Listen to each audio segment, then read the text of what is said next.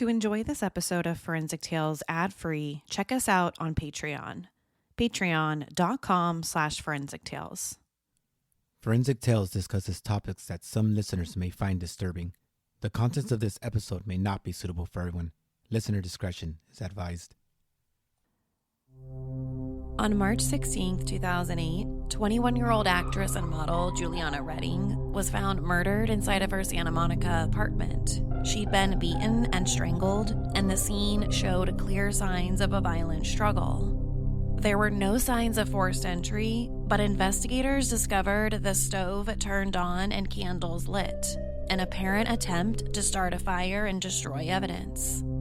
But as this case would later show, even when investigators uncover a large amount of forensic evidence, it doesn't always lead to a conviction.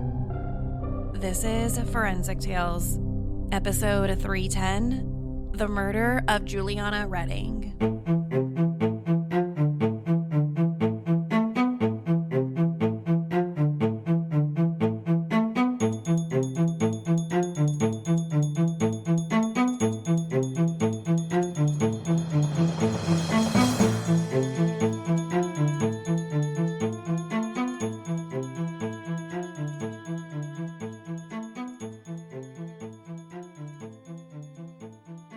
This week's story begins in Texas but travels to Arizona before ending up in Los Angeles. Her name was Juliana Redding. Born in October 1986 in Dallas, Texas, Juliana was raised in Tucson, Arizona. She graduated from South Point Catholic High School in 2005, where she excelled in sports, especially golf. She was also active in her community. She spent 4 years volunteering with Assist Teens, took part in the Tucson Symphony Debutante program, and worked as a Sunday school aide. Her friends described her as confident, compassionate, and someone who lived life fully. She was extremely close with her parents, Patricia and Gregory, as well as her younger brother, Patrick. She also adored her small Yorkie, Gigi, and had dreams about a long future, graduating college, working in communications, getting married, and one day having a big family of her own. She told everyone she wanted to live until she was at least 100. After high school, Juliana moved to Los Angeles. When she got there, she enrolled at Santa Monica College, working towards a communication degree. But that wasn't the only exciting thing going on in her life. She had also just signed with a national agency for modeling and commercial work. That was a big reason why she moved to Los Angeles in the first place. She wanted to make it big. She had stars in her eyes. From everything I read about her, friends said that she just had this natural presence about her. She was incredibly beautiful, confident, and her personality really helped her book modeling and acting jobs. She just had that it factor about her. By early 2008, Juliana was settled into her life in Santa Monica. She lived alone in a small apartment not far from the beach. She had her class schedule nailed down, and she had a routine to stay in touch with her family back in Arizona. Nothing in her life suggested she was in any type of trouble.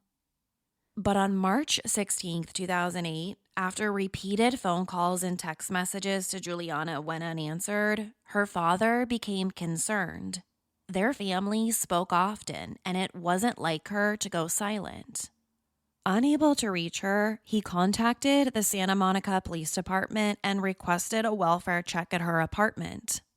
What officers found inside would change everything. The first thing they saw was a big coffee table right there in the middle of the living room, and on top of it was a lit candle. They also noticed something else, the smell of gasoline. There was a lit candle and the gas stove was turned on. It was like this apartment was a bomb just waiting to explode.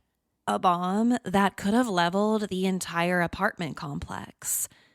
From a forensic perspective, had that happened, there would be virtually no evidence left. Was that the killer's plan?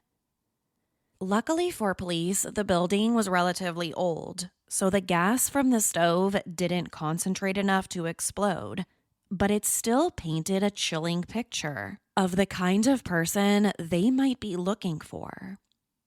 Inside the back bedroom, they found Juliana's body. She was bloody, she was bruised. There was even evidence her head had been smashed against the walls. Her ultimate cause of death would be ruled as strangulation, but there's no question that she was nearly beaten to death. This was a very brutal crime scene. There was also evidence of a struggle. Juliana didn't go down without a fight. She had broken fingernails and there were a lot of scratches. So instead of being a simple welfare check, this was now a murder case. Despite the struggle between Juliana and her killer, there weren't any signs of forced entry. Whoever had done this had seemingly walked through the front door. So the next thing investigators did was go door to door looking for witnesses.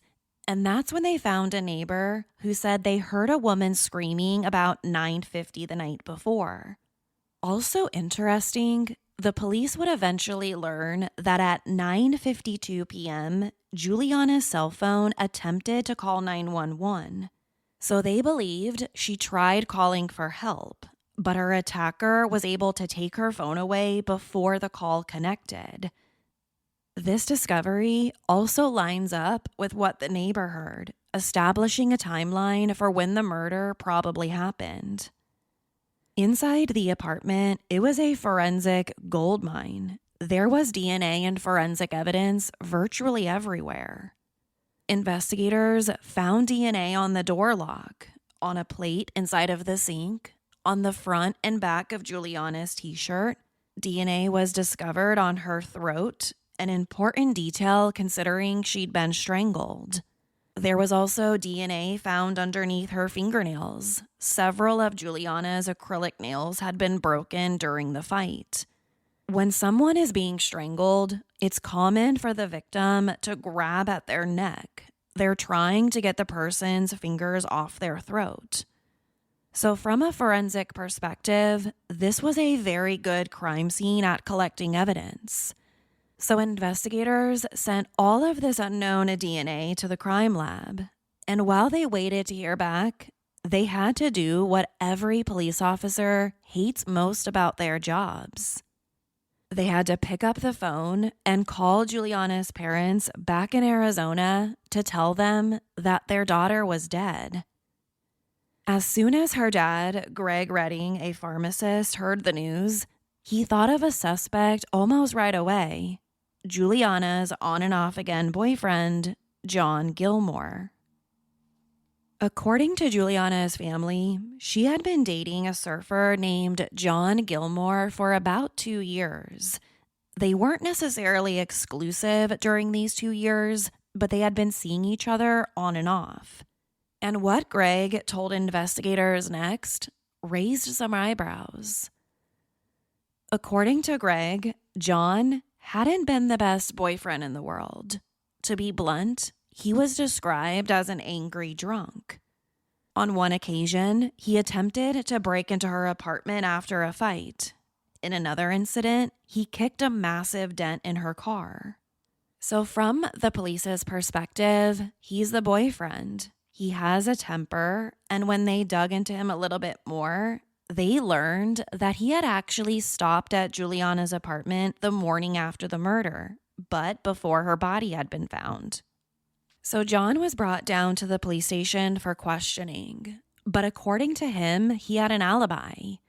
He said that he and Juliana had gotten into an argument the night before and that they each went their separate ways. Juliana went out with a girlfriend and he went out with his surfing buddies to a house party, and his alibi seemed to check out. The police spoke with several witnesses who said they all saw John at this house party. Cell phone records showed that the two had been exchanging text messages until about 10 o'clock p.m. when Juliana suddenly stopped responding. And he was captured on at least 3 surveillance videos that night. He was seen stopping by a Jack in the Box, a convenience store, and at a third location that night. According to John, the next day, he called and texted Juliana at least a dozen times, but she never answered, so he drove to her apartment to go check on her. Interestingly enough, he said he saw the burning candle on the coffee table from the security door, but he didn't think to call the police. Now, in his defense, he wouldn't have been able to smell the gasoline coming from the stove. So from his perspective, he just saw a candle. So he just thought that she wanted to be left alone. After that, he got back into his car and he left. He said he had no idea his girlfriend was already dead inside of the back bedroom. As part of their questioning, the police asked John if he would be willing to submit a DNA sample. He quickly said yes, and it seemed to exclude him as a suspect. His alibi checked out, and his DNA didn't match the DNA that was all over the crime scene. So it was back to square one. It wasn't the angry, drunk boyfriend. It would take the lab 3 months to fully process all the evidence found inside the apartment. But the wait was well worth it. That's because the results would take this investigation into a completely different direction. The test results revealed that all of the DNA from Juliana's throat, the stove, the sink, the doorknob, every drop of unknown DNA from the crime scene belonged to the same person, a female. This was shocking. Up until this point, the police had been looking for a male suspect. When a young female is brutally murdered inside of her own apartment, the first assumption is that the perp is male. No one ever considered the possibility that Juliana could have been murdered by a female. It just seemed too far-fetched to be true. But now, all the DNA at the crime scene suggested otherwise. The police needed to find a female suspect. Following this discovery, the police collected DNA from 41 women in Juliana's life. These were from every female you could imagine in or around her life, but all of them came back negative. There was no match. This is the point in the investigation where you could say they hit a roadblock. Nothing about this crime made any sense. The killer walked right through the victim's front door, so you can assume she let her killer inside. They got into a massive physical altercation, and all the DNA evidence inside the apartment belongs to an unknown female. The boyfriend had nothing to do with this. The killer turns the gas stove on and lights a candle in an attempt to destroy all evidence. What exactly happened here? So that's when detectives started digging deeper into Juliana's relationships. And that's when they learned of a new name, Dr. Munir Ueda. Now, this was a very interesting character for the story. His name is Munir Ueda. He's a Lebanese-American surgeon in his early 40s. He lived in LA. He earned his medical degree in Beirut and finished his orthopedic surgery training in New York City and at Stanford.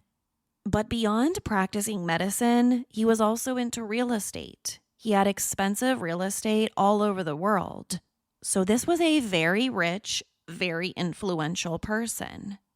On paper, he looked like a very charming, successful person. He was a surgeon. He had a lot of money. He was a successful business person.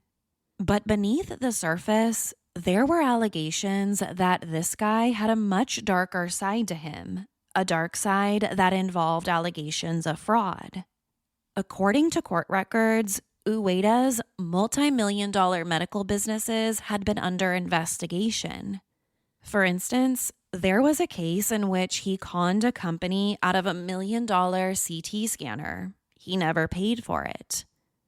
In that particular case, the appellate court found that he'd committed fraud and that they ordered him to pay almost $1 million judgment. So what does a man like this have to do with someone like Juliana Redding, someone who is half this man's age? Well, beyond collecting expensive cars and expensive real estate, Dr. Munir Ueda also liked to collect beautiful young women. Insert Juliana. According to those close to her, they had met sometime in 2007 while she worked as a hostess. This would be about a year before she was killed. She caught his eye and he eventually offered her a job, a personal assistant type job that came with a lot of perks and a very generous weekly salary. But the job seemed to evolve. They eventually developed some type of romantic relationship. And at one point, Juliana temporarily moved into this doctor's house. During this time, she's driving really nice cars. She's living in a Beverly Hills mansion. She and Dr. Ueda are dating. But almost as quickly as the relationship began, it started fizzling out. Juliana's friends said he became obsessed with her. She was his arm candy and even offered to buy her a brand new Lamborghini for her upcoming 21st birthday. But she started to become uncomfortable with the relationship. She turned down the Lamborghini and decided to move out of the Beverly Hills mansion. She wanted things in the relationship to cool down. But even after the breakup, the two stayed in touch. Juliana was even planning to celebrate her 21st birthday with her girlfriends and him in Las Vegas. More on that trip in just a second. And the relationship stretched further. Ueda had even offered Juliana's father, Greg, a job, a very good job. A $400,000 a year job working as a pharmacist in one of his businesses. But something about this guy just didn't sit right with Greg. Maybe it was a father's intuition, or maybe it was something else. Either way, Greg didn't just turn down this man's job offer. He also started digging deeper into his background. He wanted to know more about this mystery older man and why he was so infatuated with his daughter. And what they learned about him only complicated things. I've always been skeptical of skincare products, especially anything claiming to be anti-aging. But after using OneSkin, I noticed a real difference. Personally, I love how simple it is to use. I apply the OS1 face and OS1 eye products morning and night after cleaning my face, and my skin feels smoother, more hydrated, and healthier than it has in years. What surprised me most was how lightweight it feels. No greasy residue, no heavy creams, just results. And it's backed by real science. OneSkin was founded by an all-woman team of PhDs in skin biology, and they created the patented OS1 peptide, the first ingredient proven to actually target aging at the cellular level. This season, don't just moisturize. Support your skin at the cellular level with OneSkin. For a limited time, you can try OneSkin for 15% off using code TAILS at oneskin.co. That's 15% off oneskin.co with code TAILS. After your purchase, they'll ask you where you heard about them. Please support my show and tell them that I sent you. Try OneSkin today. These days, life is busy, schedules are packed, and taking care of yourself can feel like a full-time job. But who has the time? Hers is here to support you on your weight loss journey. Hers is transforming women's healthcare by providing access to weight loss treatment plans for every budget. They connect you with a medical provider who will work with you to determine the best treatment option for you. Weight Loss by Hers is a realistic, not restrictive program. Hers provides access to affordable weight loss plans built around oral medication kits and GLP-1 injectable options, with oral medication kits starting at just $69 per month with a 10-month plan when paid up front. Whether you want to lose weight, grow thicker, fuller hair, or find relief for anxiety, Hers has you covered. Visit forhers.com/tales to get a personalized, affordable plan that gets you. That's forhers.com/tales. Forhers.com/tales. Weight loss by Hers is not available everywhere. Compounded drug products are not approved or evaluated for safety, effectiveness, or quality by the FDA. Prescription required. See website for full details, important safety information, and restrictions. Actual price depends on product and plan purchased. Juliana's parents were shocked to discover that Uweda was married to a woman in Lebanon and had 3 children that Juliana had no idea about. And when Greg told his daughter about this, she was already in Las Vegas with him celebrating her birthday. The two of them, along with a few of her girlfriends, flew a chartered flight to Vegas just the day before. So when Juliana found out he was married, had children, she confronted him about it. She was angry and she felt lied to. 5 months later, she was killed. After the fight, Juliana and her girlfriends stayed in a different hotel room for the rest of the trip. She broke up with him and wanted nothing to do with him, or so everyone thought. Except he was far from being done with her. After the Vegas trip, Juliana told some of her friends that she was afraid of him. He was a very rich and powerful man with a lot of influence in Los Angeles. She had even told people she thought he was stalking her. He just couldn't let her go. This guy also kept contacting Juliana's dad, Greg. At one point, Uweda flew him out to Vegas to watch a Mayweather fight with him. It was like he was using Greg to try to get back with Juliana. Maybe if he could impress the dad, he could win the girl back. But Greg kept his relationship with Uweda separate. It might have had something to do with the expensive job offerings, or Greg just developed his own relationship with the doctor. Whatever the case, at one point, Greg was actually considering accepting Uweda's job offer and moving to Los Angeles. The plan was for him to work for Uweda and even live in one of his houses. It was all part of this big business deal. But in March of 2008, the deal between them fell apart. Less than a week later, Juliana was murdered. So once the authorities found out about this, they wondered, could the broken business deal between Greg and this doctor be motive for Juliana's murder? Or was it because Uweda was upset about the breakup? If he was somehow involved, what could be the motive? Even though the police were suspicious about Uweda, there were 2 problems with their suspect. Number 1, he had an alibi. He was out of the country at the time of the murder. So he was nowhere near that Santa Monica apartment. And number 2, all the DNA evidence at the crime scene belonged to a female, not a male. So that's when detectives devised a plan. They started looking at all the females who were associated with the doctor. And that's when they learned about a woman named Kelly Sue Park. At the time, Kelly Sue Park was 47 and a licensed real estate broker from Southern California.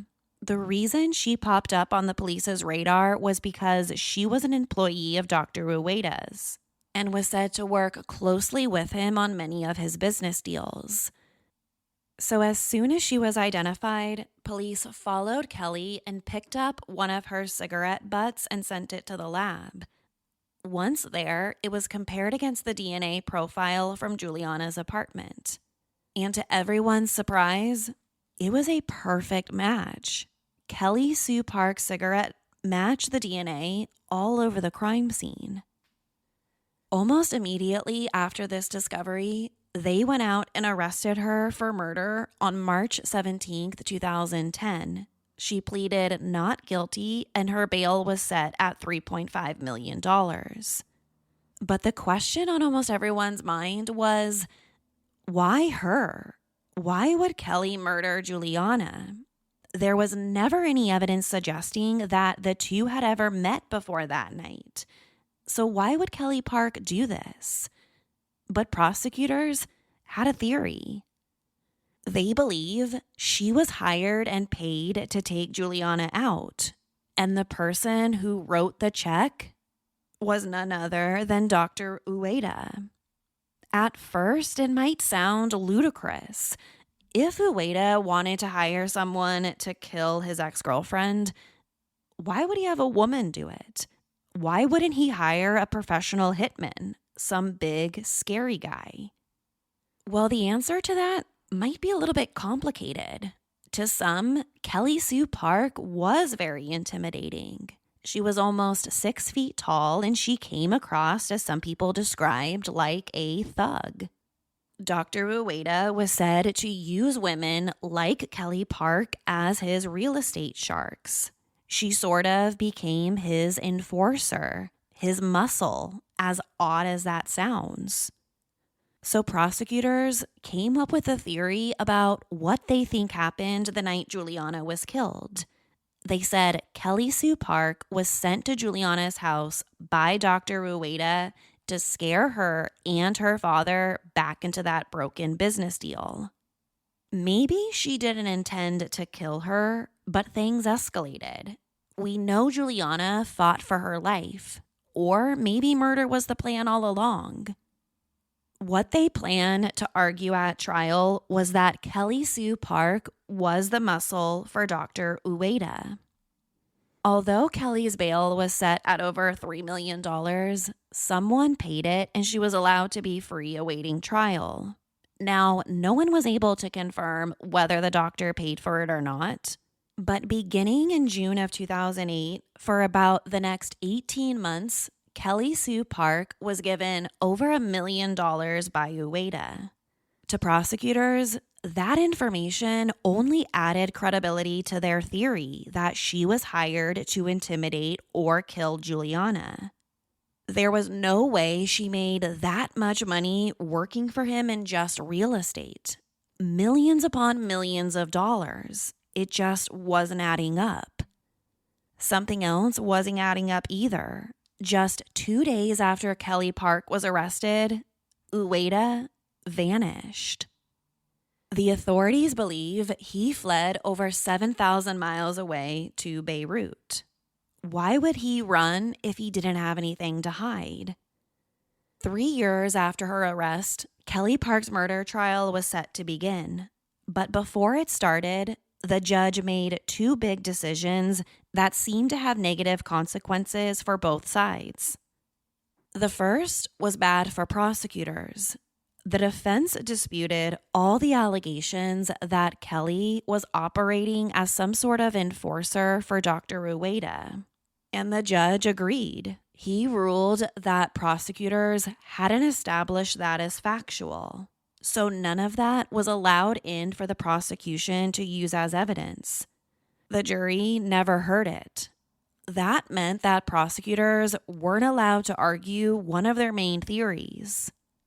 The judge's other decision was that the defense wasn't allowed to name Juliana's former boyfriend, John Gilmore, as a possible suspect, so that was bad for them. It's now May 2013, 5 years after Juliana's murder, the start of Kelly Sue Park's criminal trial. The heart of the prosecution's case was the DNA. They told the jury that all of the unknown DNA collected at the crime scene belonged to her. Her DNA was on the front door. Her DNA was on Juliana's cell phone. Her DNA was on the front and the back of Juliana's t-shirt. We know that Juliana died of strangulation, and Kelly Sue Park's DNA was on her throat. There was even more, a single drop of blood. The blood was found in a fingerprint on a plate in the sink, and the fingerprint was her left thumb. To some, this might sound like a slam dunk case, except it wasn't. After the prosecution rested, the defense never even challenged the so-called slam dunk DNA. They knew that that's almost impossible to do.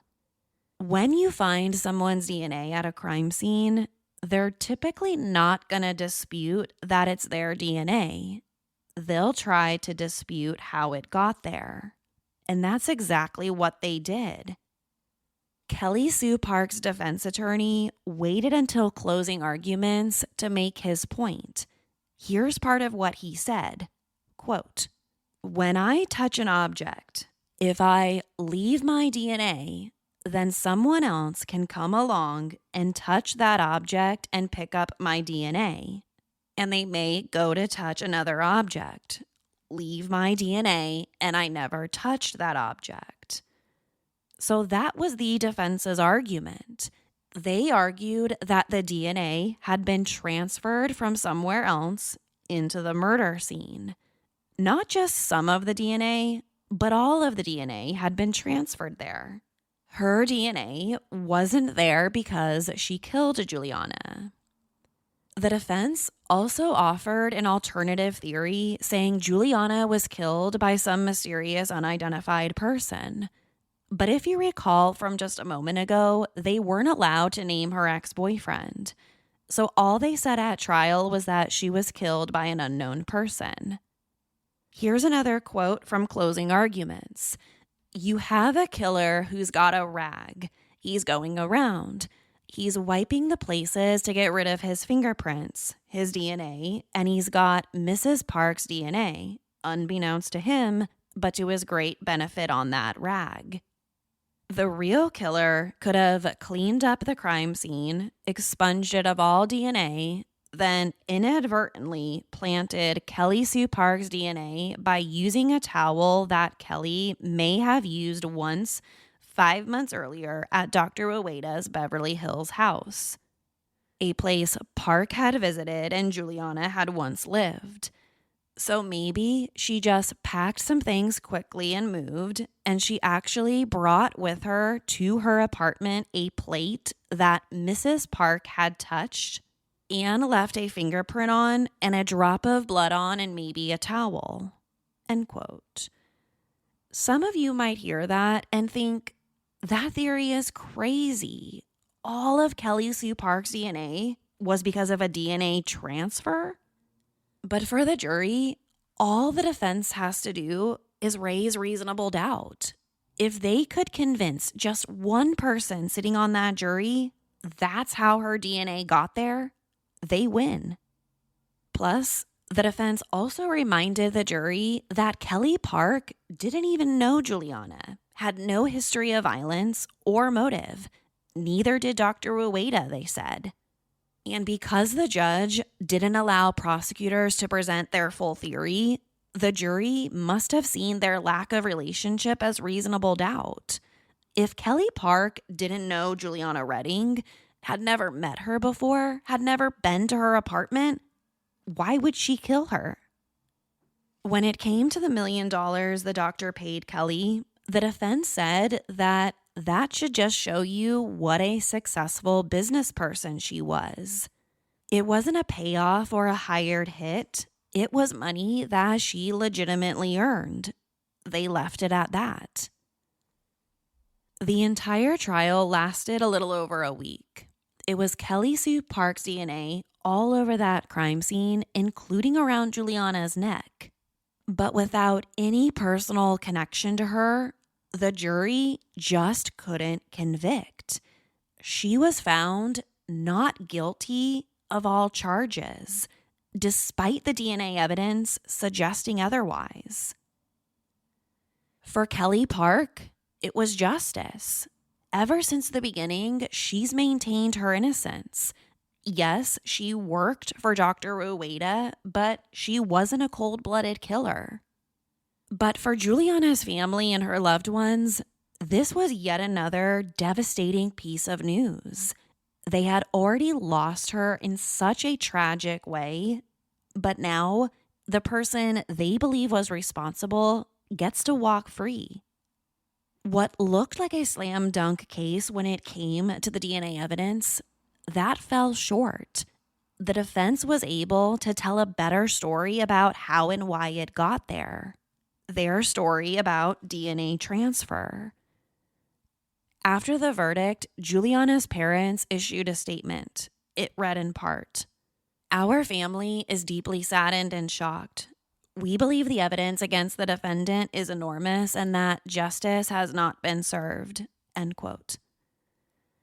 Just when you think the story might be over, it's not. At least, not for Kelly Sue Park and Munir Uweda. 2 years and 2 months after her acquittal for murder, Kelly Park found herself in court once again, this time as Uweda's office manager. Kelly Park, along with a dozen other people, pleaded not guilty to conspiracy, lying to patients, disfiguring some in botched surgeries, and cheating insurance companies out of $150 million. She and the others are part of California's biggest health fraud scheme. And when I say lying to patients, this company was accused of tricking at least 21 people into thinking that Dr. Uweda would perform operations on them. Instead, they were done by a physician's assistant, which is against the law in California. But as of today, I couldn't find any recent updates about the status of this case. Kelly Park's bail was originally set at $10 million, but it was later reduced when the court dismissed the charges related to disfiguring patients. So the status of the fraud case isn't known. And when it comes to Munir Uweda, his whereabouts still remain a mystery. After he fled the U.S. just days after Kelly Sue Park's arrest, no one knows where he is. He hasn't returned back to the States. There were some reports that he was arrested in Germany, but those reports turned out to be false. As of today, no one knows where this guy is. Juliana Redding's case is a reminder that even when investigators collect a large amount of forensic evidence, the story isn't always straightforward. At trial, the defense raised questions about how DNA can transfer in everyday situations and how its presence doesn't always prove what happened or who was responsible. In the end, the jury agreed there was reasonable doubt, and no one has ever been convicted of Juliana's murder. For her family, the lack of answers has been difficult. And for investigators, the case highlights an important truth. Forensic science is powerful, but it isn't perfect. Sometimes, even strong evidence isn't enough to reach a verdict in court. If you have any information about the murder of Juliana Redding, please contact the Santa Monica Police Department at 310-458-8491 or LA Crime Stoppers at 1-800-222-TIPS.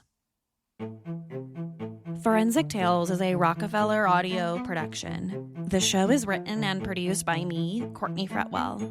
If you would like to help create compelling new cases, fund research, and assist with production and editing costs, you can support the show with a small monthly contribution. In return, you'll be one of the first to listen to new ad-free episodes and gain access to exclusive content. To learn more, visit patreon.com/Forensic Tales. Forensic Tales is a podcast made possible by our Patreon producers: Tony A., Sherry A., Nicola, Megan G., Ureli, Jerry, Ann F., Carol A., Shannon D., Lois B., Lynn H., Danielle D., Lucretia W., Brett R., Luz Raquel, and Courtney C. If you'd like to become a producer of the show, head over to our Patreon page or email me at courtney@forensictales.com. For a complete list of sources used in this episode, please visit forensictales.com. Thank you for listening, and see you next week. Until then, remember, not all stories have happy endings.